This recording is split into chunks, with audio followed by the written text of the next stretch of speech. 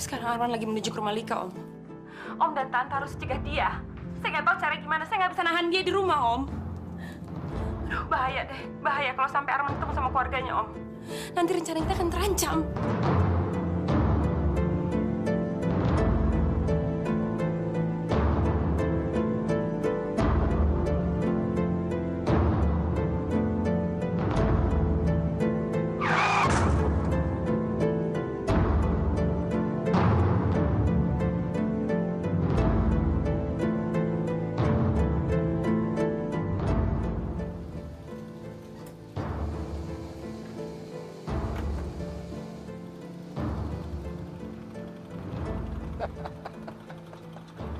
Hidup mati kamu sekarang ada di tangan saya, Man. Kalau kamu mati, Eva akan lebih leluasa menguasai semua kekayaan kamu. Selamat tinggal, Man.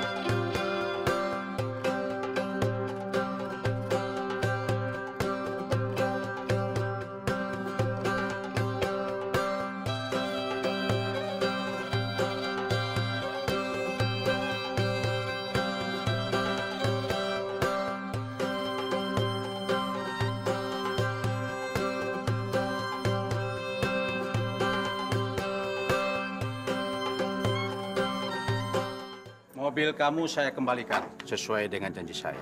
Wah, makasih bos. Imbalan buat kamu. Lumayan, rezeki nomplok. Nggak capek-capek narik dapat duit. Mana KTP saya? Ini bos. Oke, Oke bos. makasih ya. Sama-sama bos. Kok Kak Arman nggak datang juga ya? Iya, Mama juga sudah mulai cemas kok lama sekali.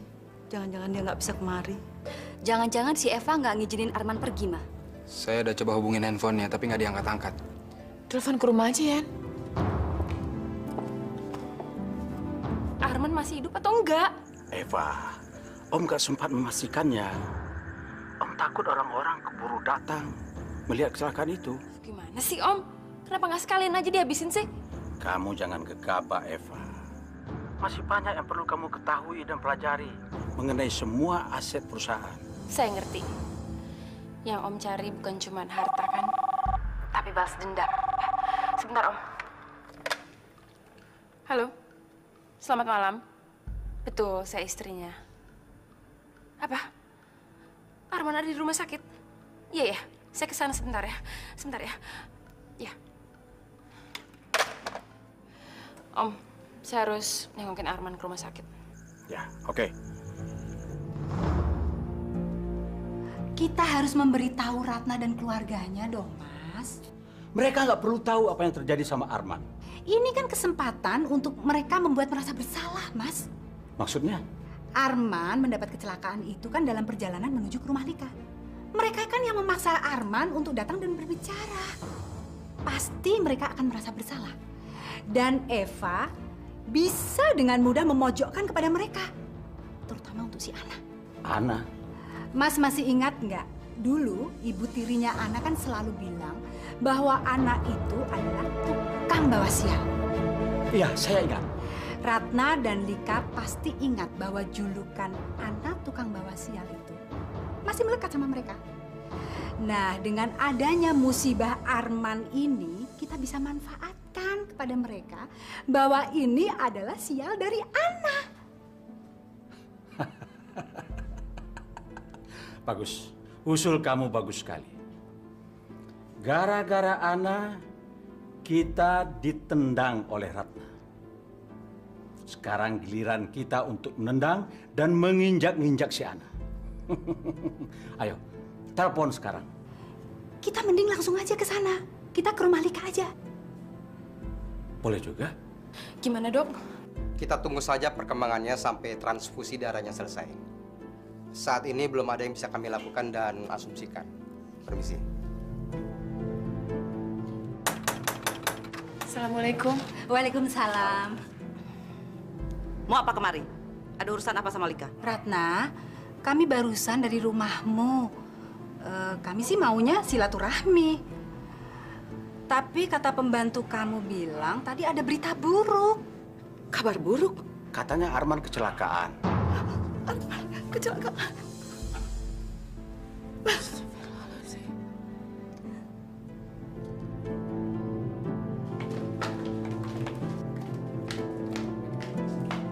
Eva, gimana Arman? Anak mama baik-baik saja kan? Dari mana kalian tahu kalau Arman ada di sini? Dari Om Hasim sama Tante Vina? Kami tahu secara nggak sengaja kok, Fa. Dari pembantu kalian di rumah. Untuk apa sih Tante ngabarin ke semua orang? Ini kan masalah pribadi saya. Eva, Bu Ratna ini kan mertua kamu. Keluarga kita sendiri. Kenapa nggak boleh tahu? Keluarga? Hah? Keluarga macam apa? Apa maksud kamu, Fa? Untuk apa sih kita ribut-ribut dalam kondisi seperti ini? Kalau kalian nggak mau ribut, silakan angkat kaki dari sini. Jangan ganggu Arman. Jangan ganggu saya. Biarkan saya menemani dan merawat suami saya dengan tenang. Jangan kurang ajar kamu, Fa. Arman itu kakak saya, anak mama juga. Bukan cuma kamu yang berhak melihat dia, kami juga. Ya, dan saya tidak akan pernah pergi dari sini sebelum melihat Arman. Saya akan izinin Mama ketemu sama Arman. Asalkan Mama suruh Ana untuk minta maaf dan mengakui semua perbuatannya sama saya. Sekarang. Apa? Ayo. Tunjukin kalau kamu menantu yang teladan. Mau nggak kamu nolong mama kamu? Buktikan kalau kamu emang punya nyali. Saya... Jangan mau, An. Kamu kan nggak salah. Saya mau minta maaf atas semua kesalahpahaman, Pak. Salah paham? Enak aja. Saya minta kamu mengakui semua perbuatan kamu. Bukan minta maaf. Mumpung ada saksinya, ada Om Hashim dan Tante Vina. Oke. Kalau kamu masih nggak mau ngaku juga, maka saya nggak akan pernah mau ngizinin mama kamu ketemu sama Arman sampai kapanpun. Keterlaluan kamu. Kalau memang dengan cara seperti ini, Mama bisa besuk ke Arman, saya akan lakukan, Fa. An. Halo, Dito, siapa nih? ini Rini. Masa kamu nggak kenalin suara aku sih? Rini. Rini mana ya? Ini Dito bukan sih? Kok suaranya beda? Rini. Oh ya, Rini, aku ingat sekarang. Apa kabar sayang? Lagi ngapain? Sayang. Rini. Jam berapa lo telepon Dito? Dari jam 9 sampai jam 10 gue teleponin dia terus, tapi kata dia pergi. Baru jam 11 gue berhasil ngomong sama dia. Terus, dia bilang apa sama lo? Dia nggak bisa ngomong sama sekali, Mai. Suaranya juga aneh. Dia kayak orang lagi teler. Hah? Teler? Gue sedih, Mai. Rin, lu jangan kemakan omongannya Feli dulu. Kali aja itu cuman fitnah. Lu tahu sendiri kan, Feli? Dia tuh demen banget ngelihat elu sama Dito berantem.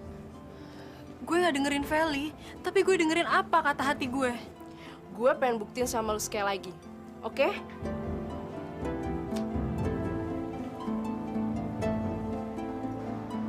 Apa?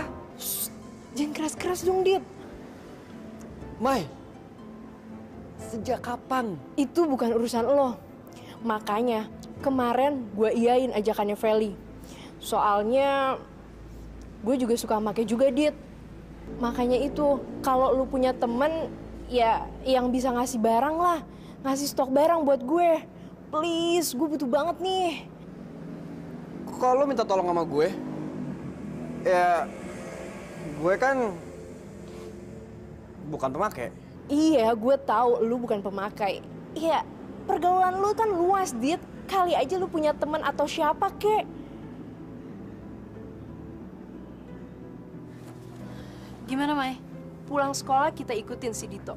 Kita buktiin semuanya siang ini. Tapi kalau emang bener Dito pecandu narkoba, gue mesti gimana dong, Mai? Gue mesti mutusin dia atau... Itu terserah lo, nanti aja kita pikirin.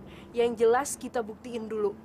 Dan satu hal yang harus inget, lo jangan percaya 100% dulu sama omongannya Feli, oke? Kamu mau ngantar Tino ke sekolah ya, An? Iya. Adit, Ita mau berangkat juga ya? Iya, udah sini Tino biar saya nganterin aja biar sekalian. Oh, nggak ngerepotin? Enggak, mendingan kamu, Mama, dan Adrian tengokin Arman aja di rumah sakit. Ya, makasih ya. Ya, Tino ya. Assalamualaikum. Apa yang dikatakan Ana semalam itu tidak benar sama sekali. Ana tidak salah. Kalau nggak salah, kenapa mesti minta maaf? Ana terpaksa melakukan itu supaya Eva mengizinkan saya menengok Arman. Ratna, Ana itu memang salah. Apa yang dikatakan Eva itu semuanya benar. Gimana sih, kamu kok nggak ngerti juga, Vin? Yang salah itu Eva, bukan Ana. Ana terpaksa melakukan itu supaya Eva mengizinkan saya menengok Arman. Ratna, kita semua kan tahu kalau si Ana itu tukang bawa sial. Tukang bawa sial? Heh, Vin, tolong jangan diungkit-ungkit lagi soal itu. Karena kecelakaan Arman tidak ada hubungannya dengan nasib yang dibawa oleh Ana. Ngerti kamu? Awas kamu ya.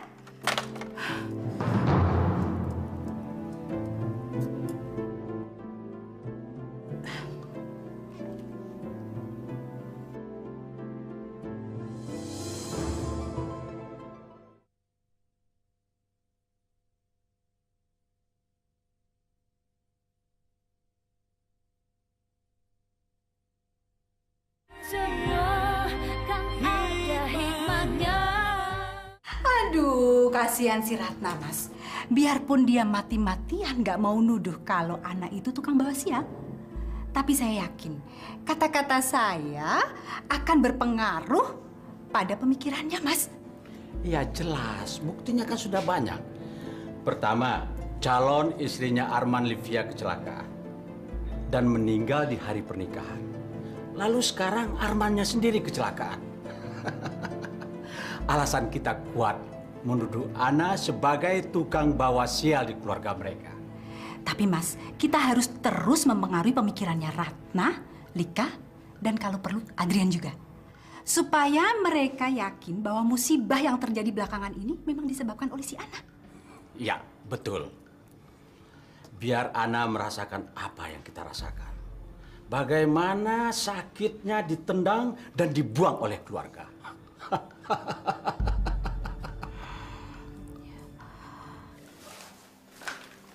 Sayang, kamu kenapa sih? Yuk kita ke rumah sakit. Besok ke Arman. Mama udah nunggu di luar.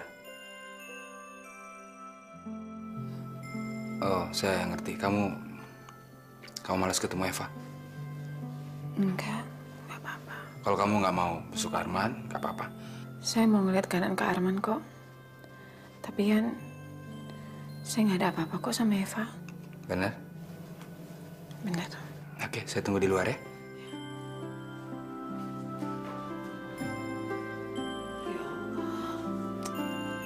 Semoga tidak terjadi hal-hal yang tidak menyenangkan lagi. Akhirnya ketahuan juga. Ini semua baru bukti-bukti akurat, Ted. Sekarang bayaran gue mana? Halo, ini apa-apa duit, sama temen juga duit. Ah, Ya wajar dong. Gue kan udah ngelakuin itu resikonya tinggi banget. Wajar gue dapat imbalan. tenang dulu, Ted. Kasih gua waktu dulu untuk nyelesain masalah gua dulu ini. Abis itu baru kita bicara hitung-hitungan, oke? Janji lo ya. Lalu percayalah. Gimana? Lancar semuanya? Kita cuma melaporkan kejadian pencurian semalam ke polisi. Malingnya bisa ditemukan atau tidak, ya itu masih wallahu alam. Emangnya dokumen apa saja sih yang hilang, Riko? Dokumen...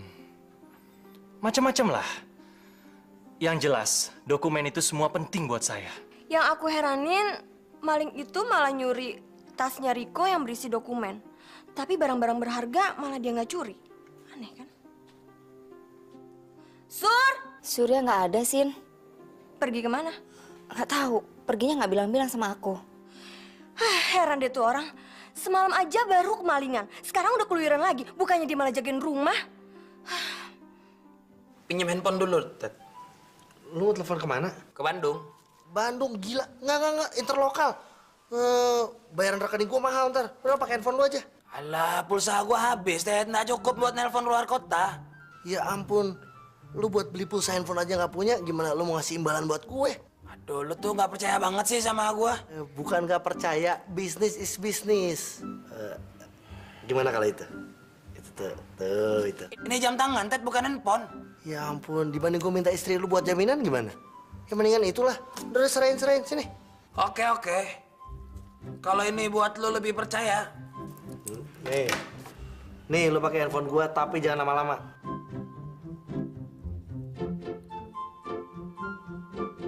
Assalamualaikum. Selamat siang. Bisa bicara dengan Ibu... Iya nih Om, belum ada kemajuan juga. Bosen tau nggak seharian di rumah sakit gini. Buang-buang waktu lagi. Udah dulu ya Om, ada Ana sama Adrian Mama. Ya, dah.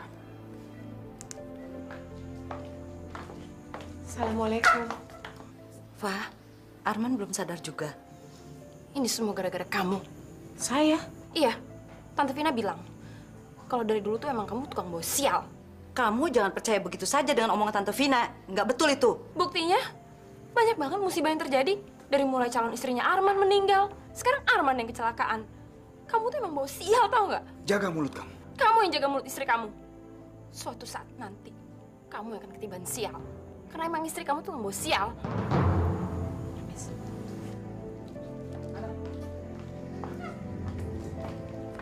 Kamu nggak nemenin Mama ya? Saya nggak apa-apa kok. Ana, nggak usah kamu pikirkan apa yang dikatakan Eva.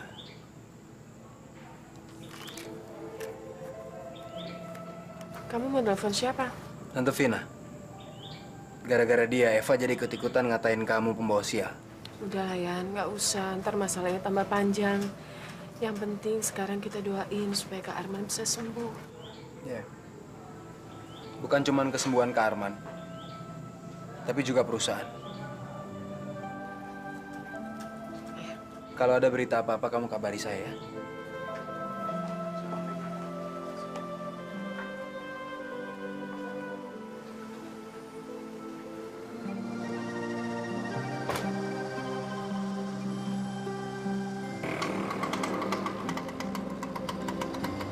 Gawat, Rin.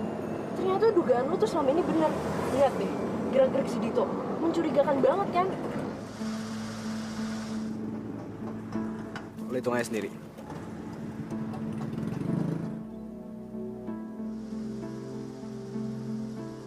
Gua bilang juga apa kan, Mai? Jalan, Bang.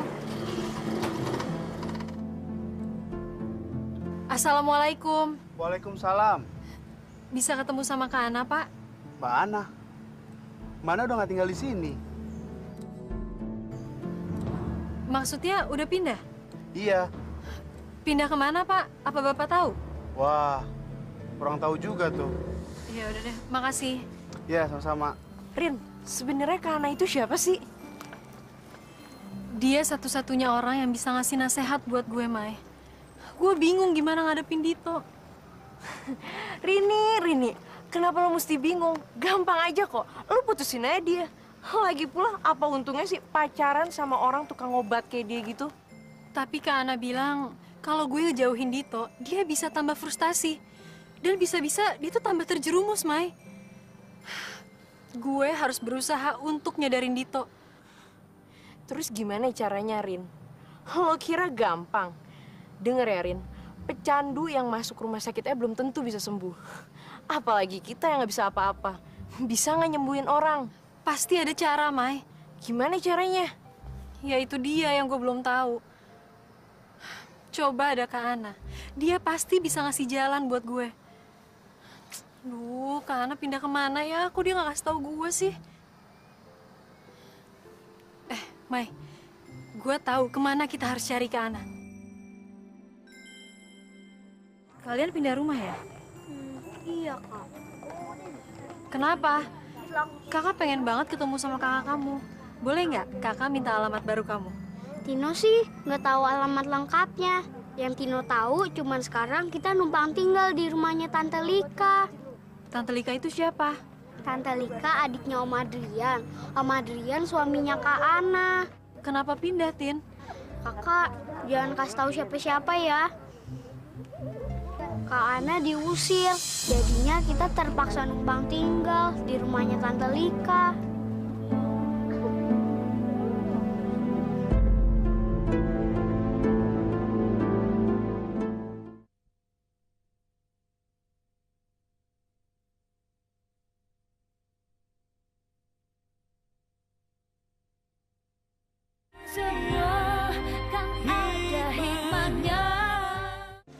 Eva tidak mau kasih tahu nama dokter yang menangani Arman. Padahal Mama ingin sekali bicara sama dokter supaya kita tahu keadaan Arman yang sebenarnya. Udah lama, yang penting kan Mama udah lihat kondisinya Kak Arman. Dan dokter pasti akan mengusahakan yang terbaik untuk Kak Arman. Mama harus telepon Adrian. Mama ingin menanyakan kenapa kok kantor belum transfer ke rekening Mama ya. Banyak sekali yang harus Mama bayar. Loh kok? Telepon Mama juga tolalit. Berarti kan belum dibayar oleh kantor. Ya udah mah, sekarang kita pulang ya. Kita bicarain ini sama Adrian nanti di rumah. Cek kita ditolak oleh bank, Pak. Ditolak bagaimana? Tanda tangannya tidak sah. Loh kan kamu lihat sendiri, siang ini saya yang teken langsung. Betul, Pak. Tapi menurut bank, cek perusahaan bukan atas tanda tangan Bapak, melainkan orang lain. Dan ini cek pembatalan, Pak. Mengenai tagihan lainnya bagaimana, Pak? Tunda-tunda aja besok. Saya akan selesaikan permasalahan ini. Saya permisi, Pak.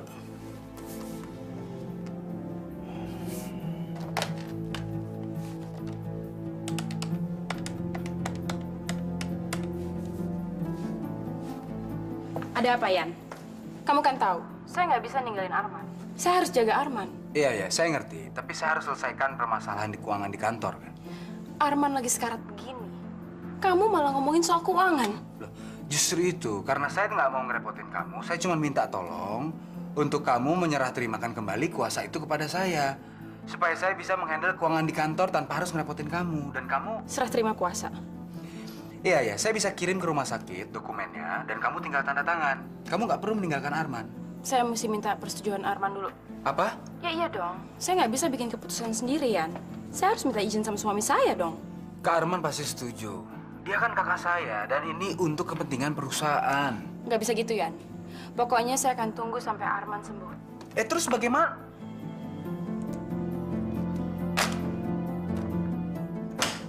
Yan, jangan emosi dulu dong, Yan. Eva kan tahu selama ini saya sama Kak Arman yang mimpin perusahaan. Kok sekarang bisa-bisanya dia menolak menyerah terimakan kuasa perusahaan itu sama saya? Emangnya apa sih? Perusahaan ini kan harus jalan. Kita nggak bisa dong menunggu sampai Kak Arman sembuh.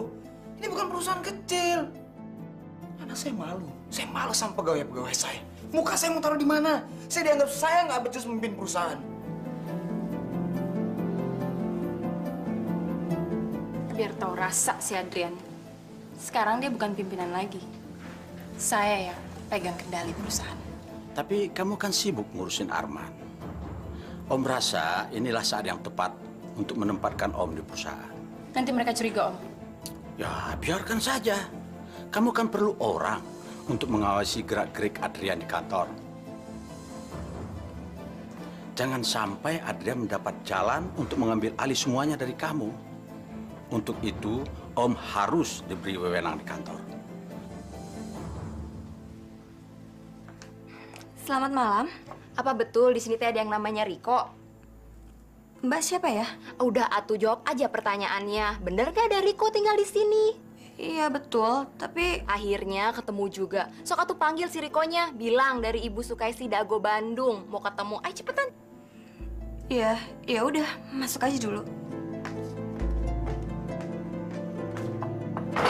Sepandai-pandainya tupai melompat, pasti dia akan jatuh juga.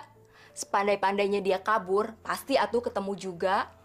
Maaf ya Mbak, sebetulnya tuh ada masalah apa sih? Riko ini tamu saya di sini. Saya mah kalau jadi kamu, penipu kayak gini mah udah saya usir dari rumah saya. Penipu? Memang kamu nggak tahu? Dia tuh sudah banyak korbannya di Bandung. Bukan cuma saya aja yang diutangi, masih banyak yang lainnya. Udah, daripada kamu ngabur dan ngilang lagi, mendingan malam ini juga saya seret kamu ke kantor polisi. Tuh kan, saya bilang juga apa, teman kamu itu brengsek, tukang tepo. Mereka tuh cuma memanfaatin kamu aja, Sin. Aduh, udah deh Sur. Jangan bikin kepala aku tambah pusing. Coba kalau kamu dulu dengerin omongan saya, kamu nggak akan pusing kayak gini. Kamu benar. Tapi aku masih nggak percaya kalau Dina itu seorang pemabuk. Masih nggak percaya juga kamu? Oke. Mumpung mereka masih ada di sini, saya akan buktikan ini sama kamu. Ayo. Kemana? Kantor polisi. Ya enggak lah, saya buktiin sama kamu. Ayo. Saya tidak mau masa depan saya hancur bersama kamu. Saya minta cerai. Sudah! Cukup! Lebih baik sekarang rapiin barang-barang kita. Tunggu dulu. Jangan pergi dulu. Masih ada satu pertunjukan lagi.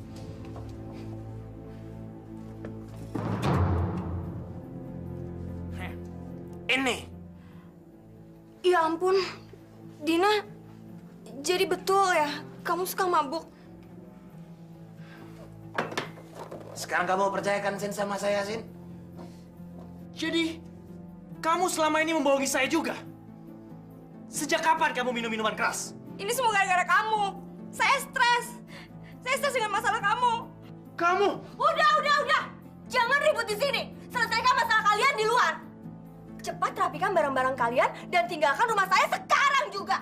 Ya, sekarang juga. Tinggalkan tempat ini. Angkat kaki kalian dan check out dari sini. Ingat, jangan buat kegaduhan di rumah saya.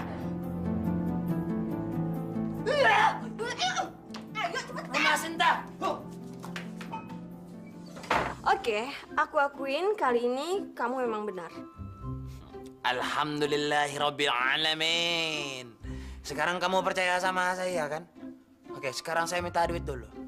Buat apa? Buat bayar detektif.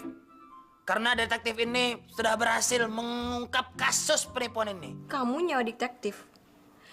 Jadi maksud kamu semua ini gara-gara kamu? Baru sadar ya kalau punya suami ini otaknya encer. Aku nggak pernah nyuruh kamu untuk nyawa detektif.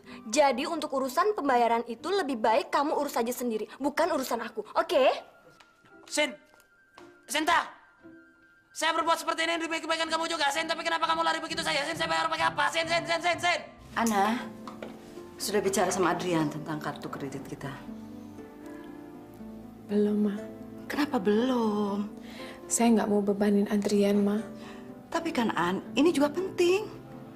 Bagaimana Mama membiayai hidup Mama sehari-hari? Saya masih punya sisa tabungan. Insya Allah masih cukup untuk kebutuhan kita sehari-hari. Kasihan, Ma. Adrian udah stres mikirin Kak Arman. Saya sudah tahu soal kartu kredit itu. Yan? Kamu tahu dari mana? Semua bentuk pembayaran, semua bentuk tagihan, masuknya ke perusahaan. Saya sudah coba lakukan pembayaran saldo, tapi cek saya ditolak. Kenapa? Eva yang ambil alih kuasa. Astagfirullahaladzim. Jadi semua bentuk cek perusahaan harus dengan persetujuan Eva. Kamu harus bicara sama Eva. Dan kamu harus minta kuasa itu kembali. Kamu harus memimpin perusahaan itu selama Arman sakit. Saya sudah bicara. Tapi dia bilang dia izin sama Kak Arman dulu. Kurang ajar perempuan itu. Biar Mama bicara sama dia.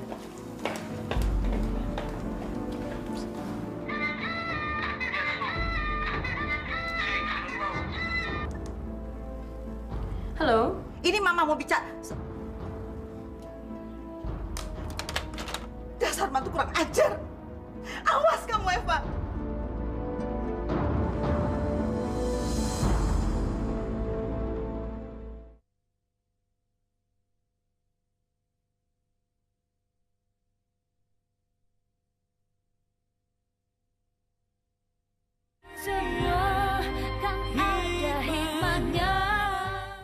nggak usah malu sama aku, Dit. Aku udah tahu semuanya. Aku ngehargain kejujuran kamu. Asal aku tuh nggak dibohongin. Kalau aku jujur, kamu harus janji. Kamu nggak akan musuhin aku dan kamu nggak akan ninggalin aku. Apa yang kamu katakan benar. Tapi aku janji, aku akan berusaha untuk bisa berubah, untuk lebih baik lagi. Asalkan aku mohon, aku butuh bantuan kamu. Aku janji, aku nggak akan ninggalin kamu. Tapi kamu juga harus berusaha untuk berubah. Kamu harus berusaha gimana caranya untuk sembuh, ya?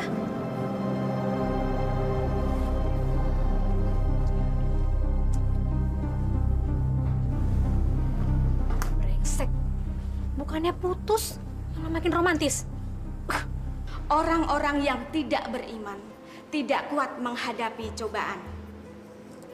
Mereka yang tidak sabar menunggu pertolongan dari Allah inilah yang mudah terperangkap setan. Ya? Perangkap setan itu seperti apa, Bu? Perangkap setan itu macam-macam bentuknya. Contohnya, obat-obatan terlarang, minuman keras, dan judi. Ini semua bisa memberikan kepuasan, tapi hanya sesaat. Juga ilmu gaib, ilmu hitam, itu semua dijadikan jalan pintas untuk memenuhi keinginan manusia. Khususnya manusia yang lemah imannya.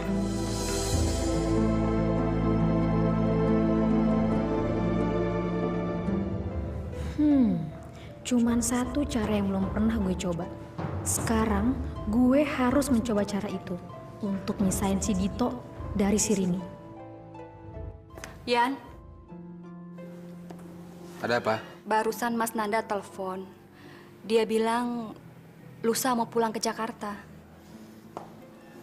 Bukannya saya keberatan menerima kamu, Mama, dan Ana di rumah saya, Yan. Tapi saya nggak mau kalau sampai Mas Nanda tahu masalah keluarga kita. Iya, saya ngerti. Saya coba cari jalan keluar supaya nggak terus-terusan ngebebanin dan ngerepotin kamu. Makasih, Yan. Kalau perlu bantuan, saya akan usahakan. Yang penting untuk saya, Mas Nanda jangan sampai tahu konflik keluarga kita.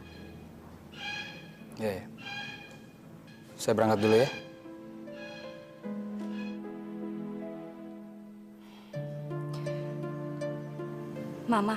Mama juga tidak mau membebani kamu dan keluarga kamu, Lik.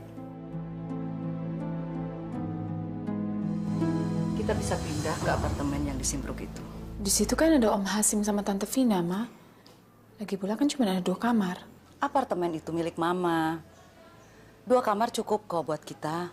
1 untuk kamu dan Adrian dan 1 lagi untuk Mama. Terus, Om Hasim sama Tante Vina? Itu bukan urusan kita. Sudah bagus kita kasih tempat gratis buat mereka. Dan kita sekarang sedang membutuhkannya. Kita ambil lagi. Kami diusir dari sini. Bukannya mengusir, harap dimaklumi. Saat ini saya sangat membutuhkan tempat tinggal. Jadi besok saya, Adrian, dan Ana akan pindah kemari. Jadi kalian punya waktu 1 hari untuk merapikan barang-barang. Secepat itu?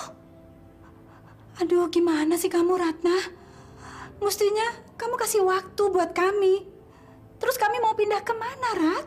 Kalian kan sudah cukup lama menumpang gratis di apartemen saya ini. Tidak seorang pun yang berhak mengusir kami dari sini. Kecuali Arman dan Eva. Apa? Apartemen ini bukan milik kamu lagi, Rat. Hasim, kamu jangan ngomong sembarangan ya. Apartemen ini salah satu aset perusahaan. Dan di perusahaan itu, akte kepemilikannya termasuk saya. Oh ya? Itu kan kata kamu. Buktinya? Masya Allah.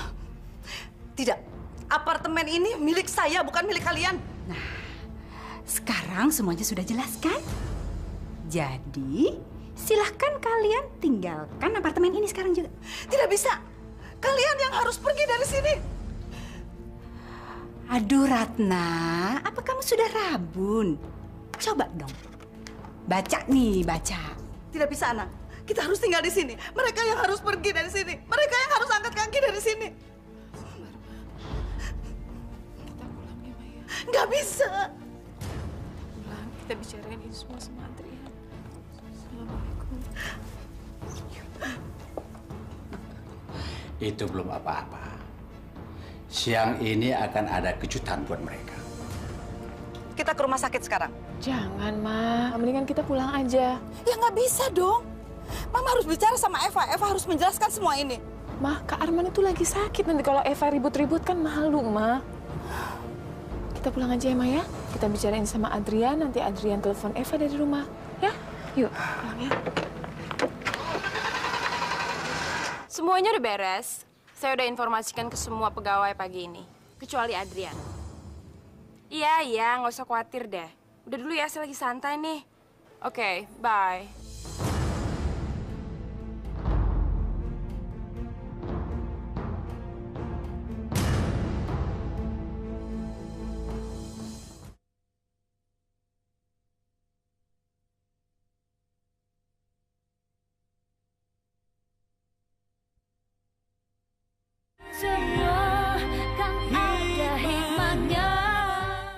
Karena Pak Arman sedang koma di rumah sakit, makanya segala bentuk pembayaran dan keuangan kita tunda. Maaf Pak, apa yang harus kita katakan pada klien dan supplier kita nanti? Mereka nggak mungkin percaya dengan alasan kita lagi, Pak. Karena mereka sudah bolak-balik minta pembayaran, sementara kita sudah hampir 2 minggu ini selalu pending pembayaran mereka. Minta waktu 1 minggu, saya akan selesaikan semuanya. Baik Pak. Rapat saya tutup. Selamat siang. Selamat siang Pak. Kasihan Pak Adrian ya. Hanya tinggal jabatan kosong. Maksud kamu? Semua sudah ditangani oleh Bu Eva, istri Pak Aman sekarang. Makanya Pak Adrian nggak bisa berbuat apa-apa.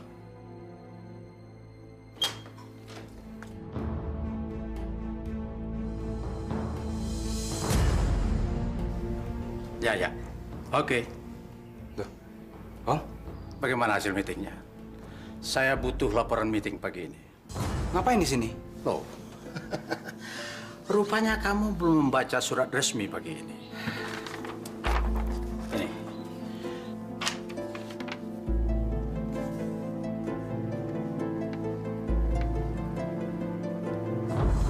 Apa ini?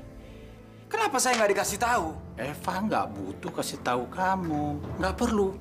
Karena kamu tidak ada urusan lagi apa-apa di sini. Keluar dari ruangan saya. Keluar dari ruangan saya. Ruangan kamu.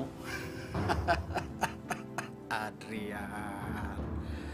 Justru kamu yang harus keluar dari ruangan ini.